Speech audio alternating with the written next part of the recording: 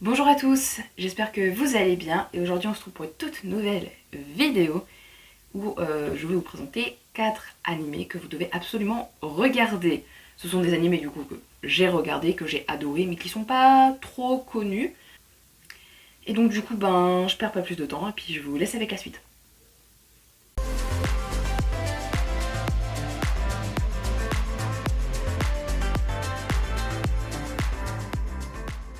Donc nous allons commencer par le premier animé qui est To Your Eternity.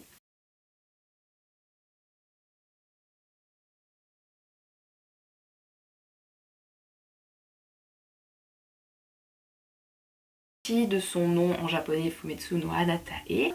C'est une adaptation du manga de Yoshitoki Oima. C'est un shonen ayant pour genre aventure, drame, fantasy, pour thème, philosophie et réincarnation. Alors donc du coup le manga est actuellement en cours, il fait 19 tomes, c'est chez Pika si vous voulez lire le manga. Mais là donc on va parler de l'anime qui a 2 saisons pour l'instant, donc une de 20 et une autre de 20 et la saison 3 a été annoncée. Ce sera certainement courant 2024. On n'a pas de date exacte. Voilà, donc du coup je vais passer au résumé. Donc une entité immortelle et polymorphe a été envoyée sur Terre. Donc une entité polymorphe c'est une entité qui prend plusieurs formes. Et donc du coup elle a débuté sa vie en vivant dans le minéral et sous une forme végétale, jusqu'à ce qu'elle rencontre un loup nommé Johan, ainsi qu'un petit garçon qui vit tout seul dans un endroit enneigé. C'est à partir de là que commence son aventure, son voyage, fait de plein de rencontres, plein d'expériences. Durant son aventure, il va devoir combattre des frappeurs qui vont le poursuivre absolument partout où ils vont, où il se trouve. Cette créature est observée par quelqu'un qui est son créateur, il se nomme l'observateur, il joue un peu le rôle de narrateur aussi dans le manga et dans l'anime. C'est un anime que j'ai beaucoup aimé, franchement je trouve que ça sort de l'ordinaire en fait, enfin je sais pas, ce jeu de l'immortalité. Et en fait le fait qu'ils soient immortels mais qu'ils peuvent incarner plusieurs formes, je trouve que c'est un très intéressant ce qu'il a fait du coup Yoshitoki Oima. J'ai beaucoup aimé les 2 premières saisons. Vous pouvez les regarder et également regarder la suite, lire la suite en manga ou sinon tout simplement attendre la suite de l'anime qui devrait sortir l'année prochaine. Et moi je l'attends avec impatience. J'ai oublié de préciser, pour l'anime, il est sur la plateforme Crunchyroll. Donc du coup on va passer au deuxième anime qui est Samurai Champloo.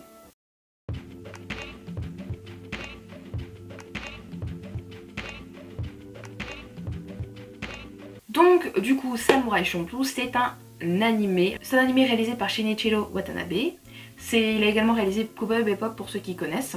Il a pour genre historique, aventure, action, drame et comédie. Et pour samouraï, hip-hop et recherche. C'est un animé qui comporte 26 épisodes qui est sur Crunchyroll. Donc du coup je vais vous faire le résumé. Cet animé se déroule dans une version fictive de l'ère Edo au Japon. Une jeune fille nommée Fu est à la recherche d'un samouraï qui sent le tournesol. Elle rencontre 2 Ronin, 2 samouraïs. Donc un qui se nomme Mugen qui est un ancien pirate et un autre qui s'appelle Jin. Ils vont donc parcourir, ils vont donc rechercher ce samouraï tous ensemble et ils doivent l'accompagner Fu parce qu'ils ont perdu en pari. Ce pari, ils l'ont tout simplement perdu contre Fu. On pourrait croire qu'avec ce résumé, ce soit pas très ouf, mais il y a quand même des particularités qui font que c'est vraiment intéressant. Alors aussi il y a quelque chose d'intéressant pour ceux qui connaissent Cowboy Bebop. Donc Shinichiro Watanabe avait mêlé la science-fiction et le jazz, donc avec des musiques jazz, mais là il a fait la même chose, c'est-à-dire qu'il a mêlé le chambara qui est un théâtre et cinéma japonais qui montre du sabre comme un peu l'équivalent des KPDP chez nous en Europe, avec le hip-hop, pour ça qu'il y avait thème hip-hop, donc vous avez des musiques un peu hip-hop. Déjà l'opening c'est du hip-hop, donc ça donne une ambiance particulière à l'anime que j'aime bien du coup. Donc vous avez du coup de la comédie, un peu des combats et de l'aventure, de la découverte un peu de choses, de paysages tout simplement assez jolis. Passons au prochain anime, tout simplement Monster.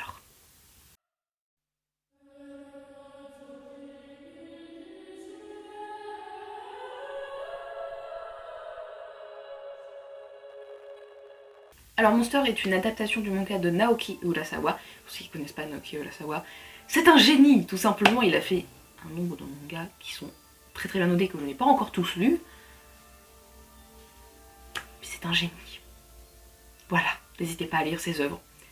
Du coup, son manga, c'est un seinen ayant pour genre drame, horreur, épouvante, psychologie, thriller, épouvante et mystère. Et ayant pour thème policier, crime, détective. L'anime est sur Netflix et ADM et il a 74 épisodes et le manga est chez Kana et ça a 18 tomes et aujourd'hui il y a une édition, la grande édition c'est l'édition pas collector. Donc du coup je vais vous faire un résumé parce que c'est vraiment... J'adore cet anime, ok. Donc ça se passe en Allemagne, plus précisément à Düsseldorf en 1986. Nous avons le protagoniste Kenzo Tema qui est d'origine japonaise. C'est un neurochirurgien qui est très réputé, promu à une très grande carrière et il est également fiancé à la fille du directeur qui s'appelle Eva Heinemann. Un jour, il refuse de soigner le maire pour plutôt soigner un petit garçon qui avait reçu une balle dans la tête. Sa sœur aussi était hospitalisée à cet hôpital puisqu'elle a été choquée suite à l'assassinat de leurs parents adoptifs, donc à ce garçon et à cette jeune fille. Donc c'est sa sœur jumelle. 9 ans plus tard, alors que Tenma va bientôt passer directeur de l'hôpital, il se fait accuser de crime. Qu'il se doute n'ont pas été faits par lui, hein, mais par son jeune patient qu'il avait choisi 9 ans auparavant. Il se nomme Johan. Un inspecteur du nom de Lunge prend en charge l'enquête et du coup fait tout son possible pour retrouver Tenma qui est en cavale et qui lui poursuit tout simplement Johan. Donc du coup je vous conseille vraiment de regarder cet animé ou même de lire le manga comme vous voulez. Vraiment j'ai trop adoré cet animé du début jusqu'à la fin, il s'est passé tellement de choses, des rebondissements, du développement de personnages, les OST, l'opening, il y avait une ambiance trop bien durant le visionnage de cet animé et vraiment genre c'était trop bien. Genre l'histoire est juste trop bien en fait. Enfin, on va passer au dernier animé qui est Sonny Boy.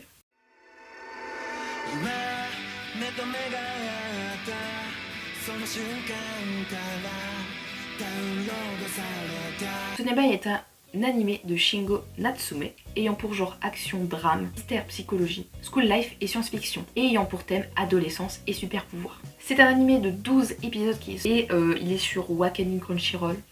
Du coup je vais vous faire le résumé. Donc cette histoire se centre sur 36 filles et garçons. Le 16 août, au plus milieu des vacances d'été qui semblent interminables, Nagara, Nozomi, Mizuho et Asakaze, tous collégiens au même collège, sont soudainement transportés de leur vie quotidienne tranquille dans un collège à la dérive, dans une dimension parallèle.